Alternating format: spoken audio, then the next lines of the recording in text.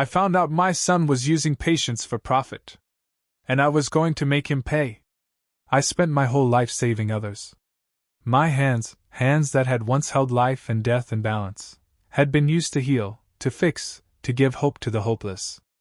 At 70, I had retired, away from the sterile walls of the operating room. I thought I was done with it all. But nothing prepared me for what I was about to discover. It started small, just a few discrepancies in the clinic's finances that I couldn't ignore. But when I dug deeper, the truth slapped me in the face. My son, David, who had taken over my clinic when I stepped down, was running it like a business, not a place for healing, but a machine for making money. He was exploiting the very people he had sworn to help. I found medical records, appointments that didn't make sense, and patients who had undergone unnecessary procedures. I could feel my blood boiling. David, my only son, was turning the clinic I had built into a profit-driven business, charging people for treatments they didn't need. I couldn't just stand by and let this happen. I raised him better than that, but I couldn't ignore it anymore. I didn't know what to do at first, but one thing was clear. I was going to make him pay for betraying everything I stood for. I couldn't sit still any longer. The discovery about David weighed heavily on me, and I knew I couldn't let it go any longer. I had to confront him. So I called him. When David walked into my living room, there was no sign of the idealistic young man I had raised. He was no longer the son I knew. He was now a businessman, one who saw the world through the lens of profits and losses. His sharp suit and polished shoes contrasted with the homey, worn-out atmosphere of my living room. I felt a pang of sadness, but I couldn't let that stop me. "David, we need to talk," I said, my voice firm yet calm. He looked at me as though I were overreacting, his gaze cold, dismissive. "What's wrong, Dad?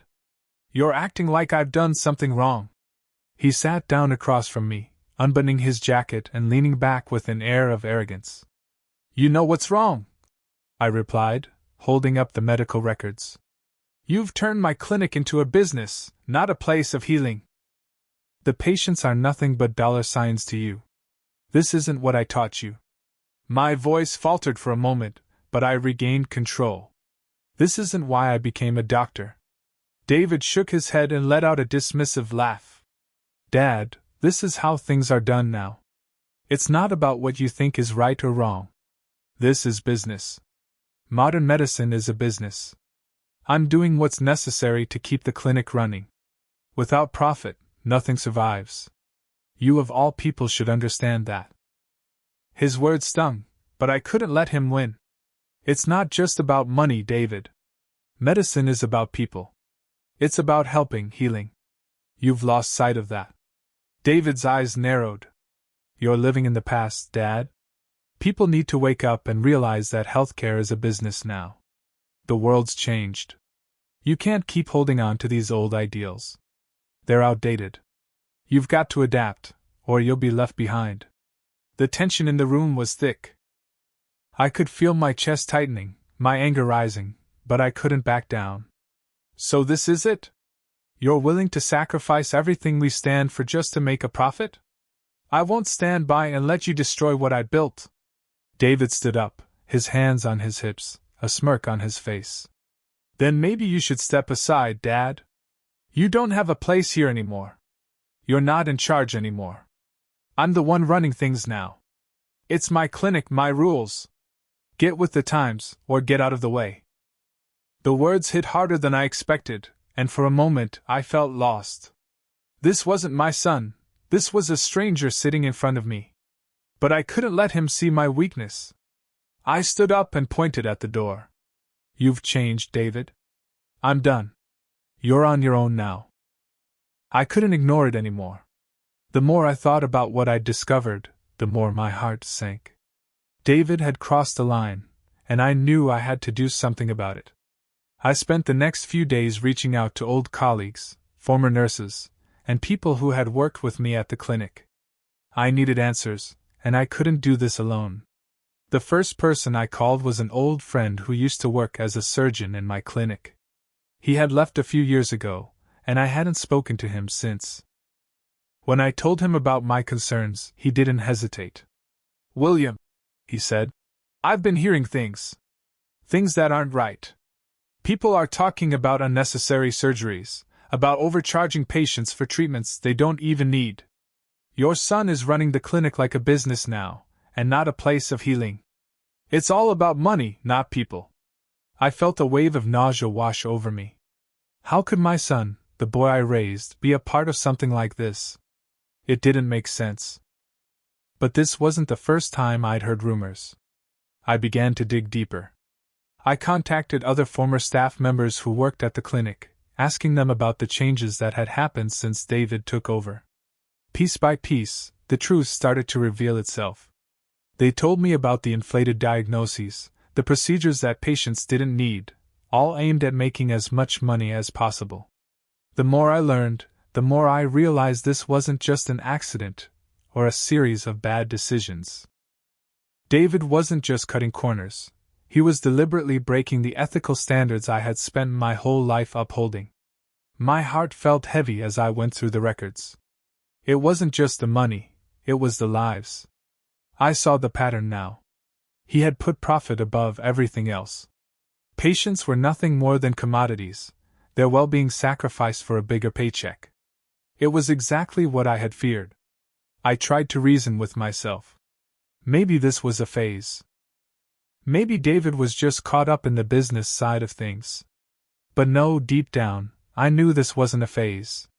He had crossed a line, and he wasn't looking back. This wasn't just a mistake. It was a conscious decision to abandon the very essence of what medicine should be. As I sat there with the files in front of me, I knew that something had to be done. I had to stop this. I couldn't let my son destroy everything I had worked for, everything that had been built with integrity and compassion. But what hurt the most was the realization that David had chosen this path. He had made the decision to turn the clinic into a business, to put profit over people. And now, it was up to me to fix it. I wasn't going to sit back and watch as he continued down this road. I started gathering evidence, talking to my colleagues, and preparing legal documents. I knew I had to take action, but I couldn't shake the pain of what it meant. This was my son. I had to do everything in my power to stop him, even if it meant bringing him down.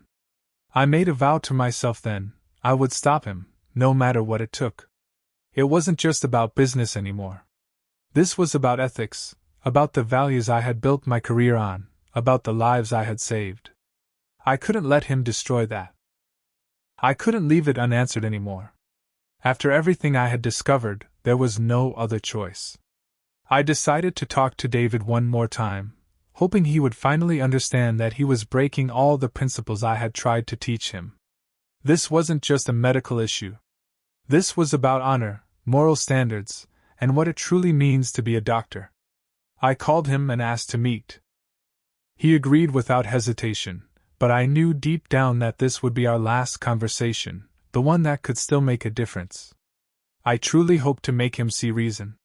When I arrived at his office, he was sitting behind a large, clean desk, leaning back in a comfortable chair, wearing a suit that gleamed with its newness. His gaze was the same indifferent one I had seen lately, and I knew he wouldn't change. I sat in front of him, and we began to speak. I told him that these decisions he had made were destroying everything I had taught him all his life. "David, you can't ignore ethics. This isn't just business, it's people. Patients are not just numbers on a ledger. These are their lives, and you have to understand that." I tried to reach him, to find that part of him still within, before everything turned to stone. He smiled and casually twirled his coffee cup. "Dad, you still don't get it," he said. "It's just business. If you want success, you have to play by these rules. These are the new realities. And it's not just me, everyone else is doing it too. If we don't make money, who's going to feed the people you're trying to protect?" His words cut through me like a blade. I tried again to convince him, but I felt deep in my heart that my efforts were in vain. "You're no longer a doctor, David. You've become a businessman, not a healer. You've become a fraud, not the person I was proud of." My words felt like stones falling from my lips, and I could see him turning away, refusing to look at me. Between us, there was a wall, not just a wall of rejection but a wall of misunderstanding and indifference. I'm not a fraud, Dad. I'm just moving with the times. People want treatment, and I give them what they want. This isn't your world, and you know that. You're stuck in the past. He dismissed all my arguments as irrelevant. We sat in silence for a few minutes. I didn't know what else to say. I couldn't go any further, but I also couldn't just leave it like this. I tried once more, but I realized that he wasn't hearing me. David, I can't let this go. You're not just running the clinic, you're destroying everything I've built. I can't just sit back and watch as you ruin the very principles I've lived by. My voice broke with frustration, and I could feel the weight of it all. He looked at me with that cold, distant expression. Either you accept it, or you leave. This is my clinic, my rules. You no longer have a say in it. His words were the final blow, and I knew, deep inside, that he had completely turned his back on everything I stood for. He wasn't just rejecting my principles, he was rejecting my career, my life's work, my beliefs. And I could feel it tearing me apart. I stood up, slowly making my way to the door. My steps were heavy, like never before, and at that moment, I realized that something inside me had shattered. I still loved him, but I couldn't allow him to destroy everything I had fought for. You've changed, David. And I can't be part of this anymore. Those last words I spoke to him echoed in the air. I walked out of the office, my heart weighed down. I knew then that the battle was over. I could no longer remain a passive observer. I had to act. I couldn't just sit back and watch as my son destroyed everything I had worked for, everything I believed in. It was clear to me now that David wasn't just making mistakes or taking shortcuts. This was deliberate. He had chosen a path that went against everything I stood for, and it was time to act. I reached out to former colleagues, people I trusted, people who had been with me throughout my career. They might have retired, but their knowledge and experience were still sharp, and I needed them now more than ever. One by one, they came to me, all of them ready to help expose what was happening in David's clinic. The first to meet me was John, a former legal advisor who had worked with me on several cases during my time as a practicing physician. He listened to what I had discovered, and his face turned grave. "You're right, William," he said, shaking his head. "This goes far beyond what you thought. David and his partners have crossed the line into full-blown fraud." Together, we began gathering everything we could: medical records, financial statements, insider testimonies. It was a painstaking process, but with each piece of evidence we uncovered, the weight of David's actions became clearer. There were records of unnecessary surgeries being performed, diagnoses being inflated to justify expensive treatments, and even reports of dangerous medical procedures being carried out for the sole purpose of making money. The more we gathered, the more I realized how deep the corruption ran. John helped me build a case, organizing the evidence into a solid legal argument. But it wasn't just about legal action, it was about stopping my son from ruining everything. I couldn't let this go any further. I was torn between love for my son and the need to protect the values I had spent my entire life fighting for. There were moments of doubt, of course. How could I take this step? How could I turn my back on my own flesh and blood? But in the end, I knew that I had no other choice. If I didn't act, David would continue down this destructive path, and the clinic would become nothing more than a money-making machine, with no regard for the people it was supposed to help. We put together a final meeting with David. This was it. I would present him with the evidence and force him to face the consequences of his actions. He would have a choice: change his ways, or lose everything. I wasn't going to back down. I couldn't. This wasn't just about business anymore. It was about integrity, about doing what was right, no matter the cost. I had spent my life saving lives. I couldn't let my son destroy that legacy. I couldn't stay silent any longer. The weight of everything I had uncovered about David's actions had become unbearable. The time had come to confront him, to show him just how far he had gone. I had gathered all the evidence, medical records, financial documents, testimonies from former staff, everything needed to expose the truth.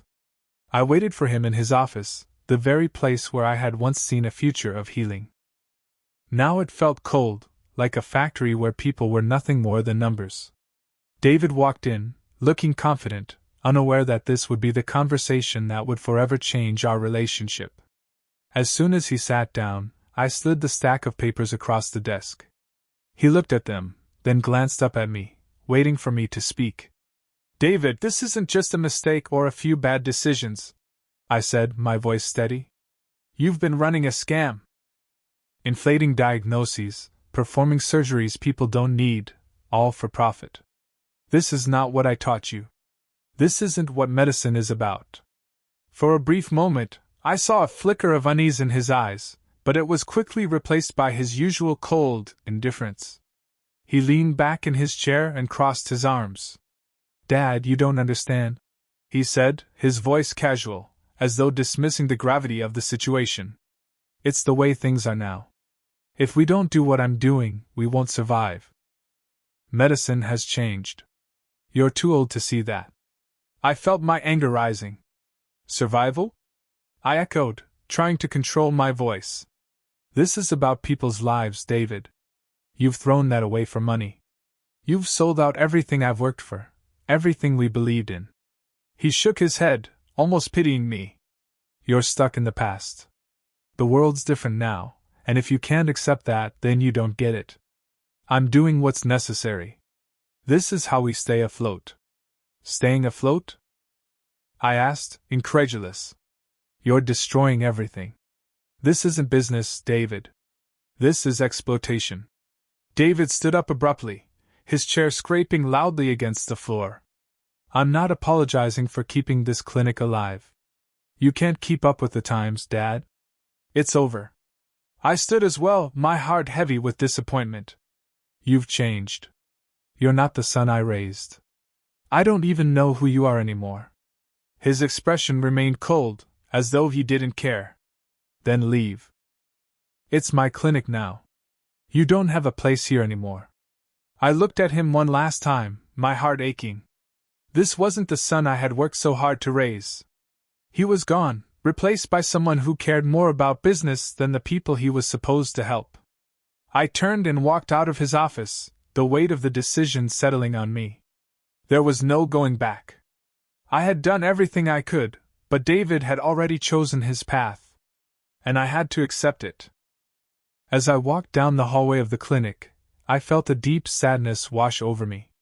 It wasn't just the loss of my son, it was the loss of everything I had worked for, everything I believed in.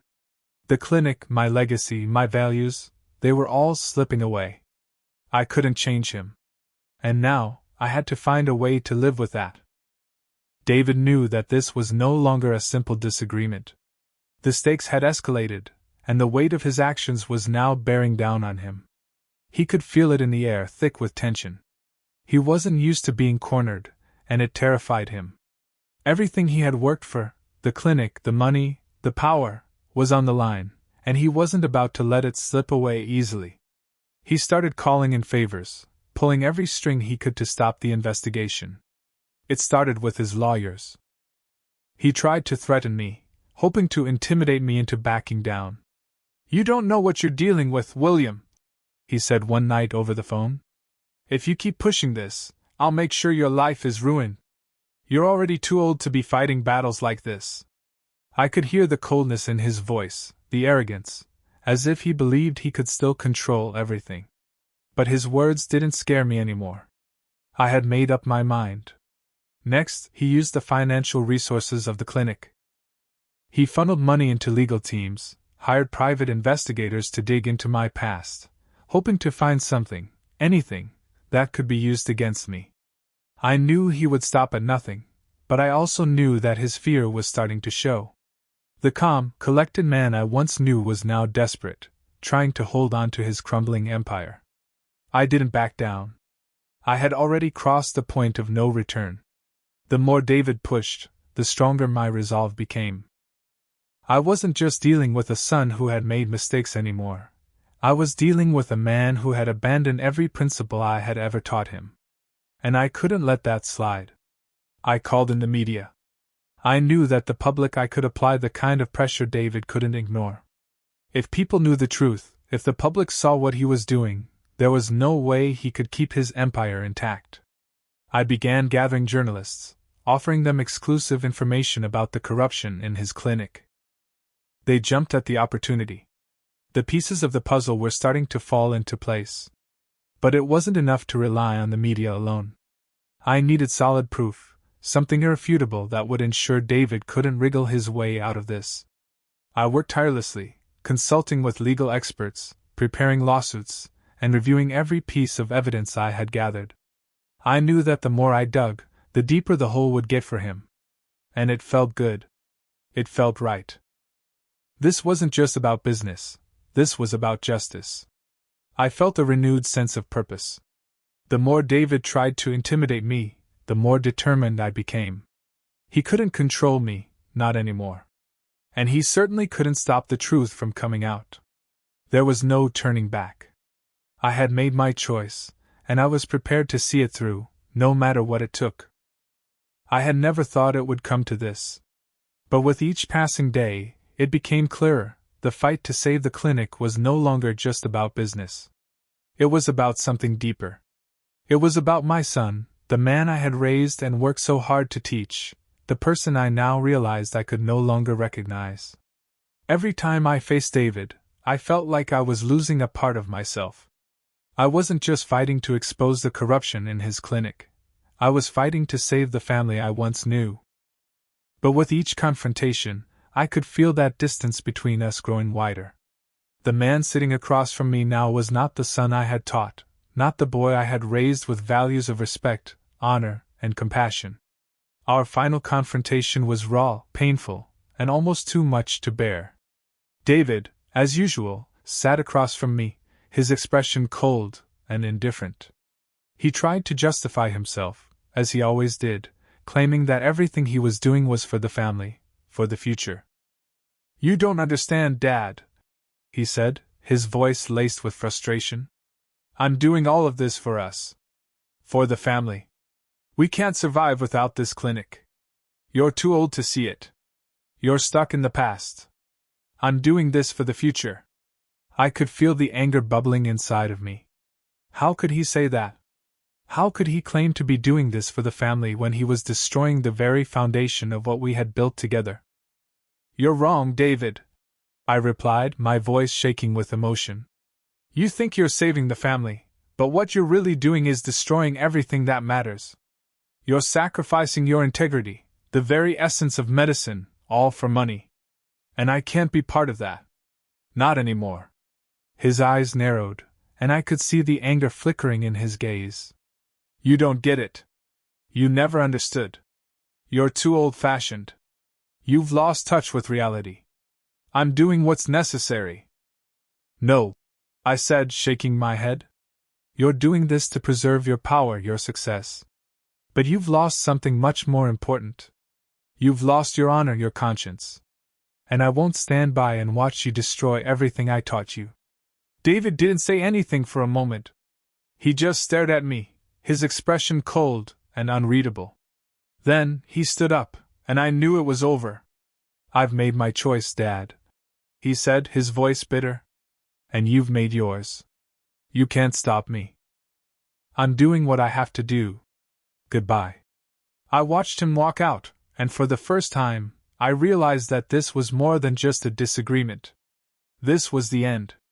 Not just of our relationship, but of everything we had once shared. He was gone, and so was the family I had tried so hard to protect.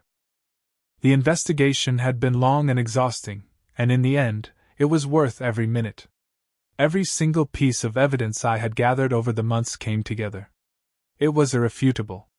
From inflated diagnoses to unnecessary surgeries, from manipulating insurance companies to performing dangerous procedures for the sake of profit, it was all there. Every lie David had told, every patient he had exploited, was now in the public eye. There was no way for him to hide anymore. The media picked up on the scandal quickly. News outlets began covering the story, and it didn't take long before the truth spread across local and national news. Headlines screamed about the medical malpractice taking place in David's clinic. What had once been a place of healing had now turned into a symbol of greed and corruption.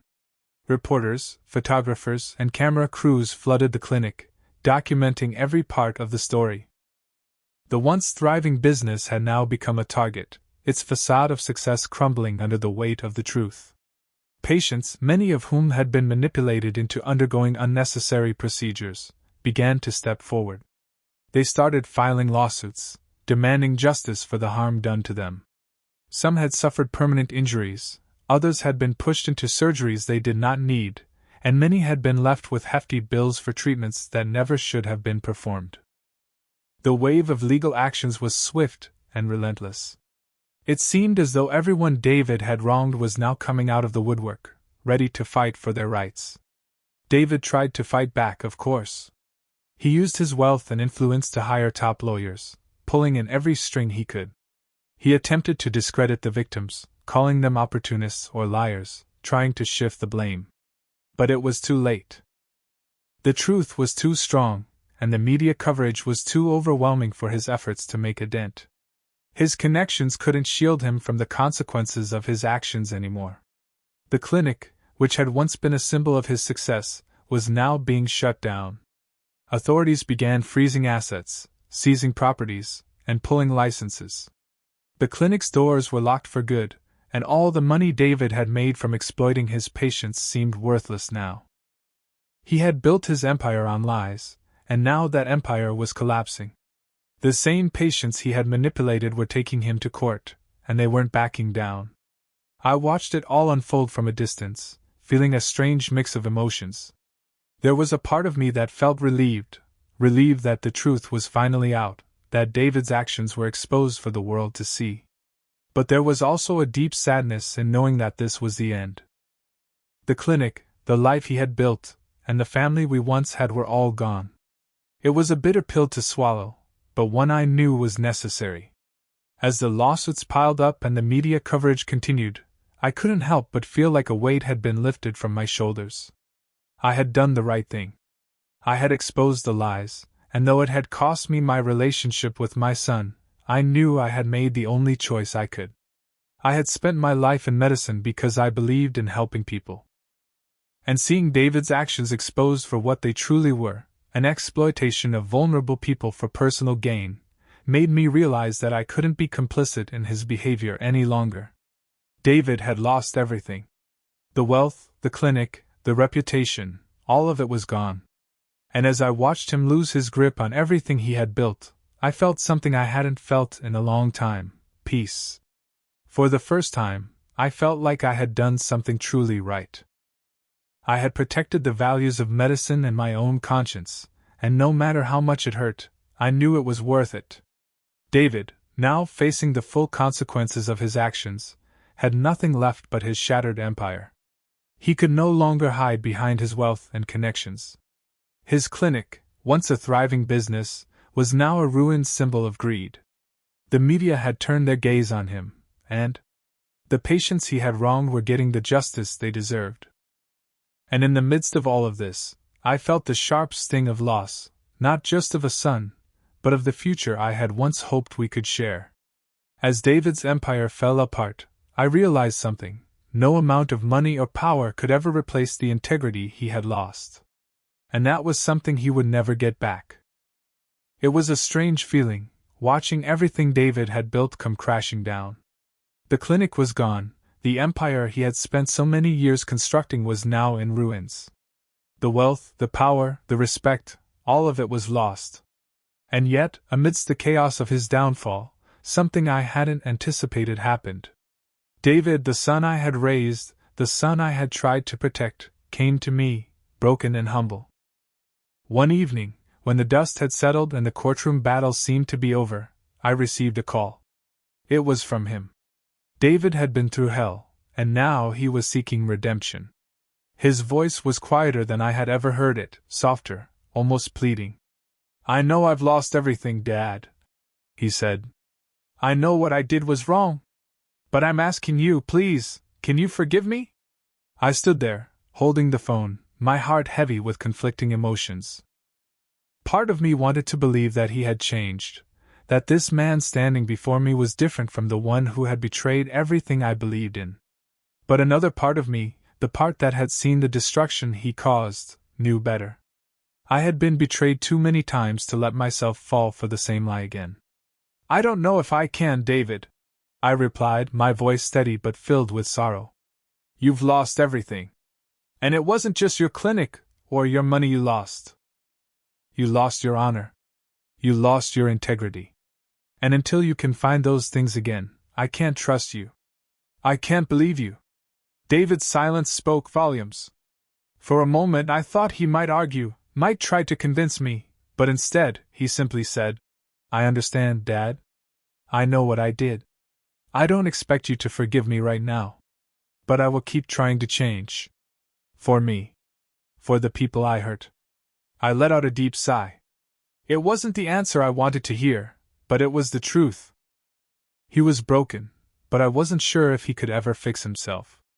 The man standing before me was a stranger, a man who had abandoned everything that mattered. I wished him well, but I knew I couldn't walk that path with him anymore. I had made my decision long ago, even if it took me time to fully accept it. The clinic, my life's work, would not be in the hands of someone who had lost sight of the true purpose of medicine.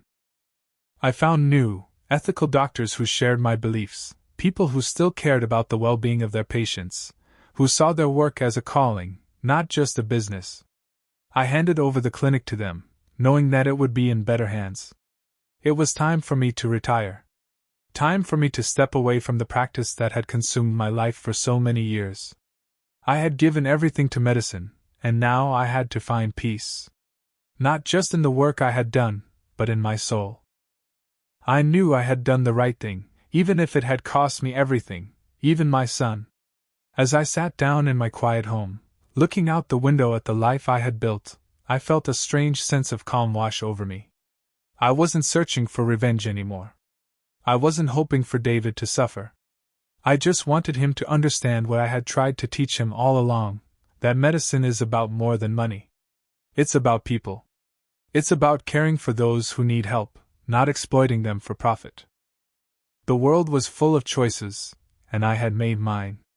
I had sacrificed my relationship with my son to protect the integrity of medicine. It was a painful decision, but it was the right one. And in that final moment of reflection I found peace. I wasn't angry anymore. I didn't want vengeance. I just wanted David to understand the lesson I had learned over a lifetime of practicing medicine, that compassion, honesty, and human dignity are worth more than any wealth or success. And if he ever realized that, then maybe, just maybe, he could begin to rebuild himself. As I closed my eyes and took a deep breath, I knew that I had made the right choice. There was nothing more I could do. The rest was up to him.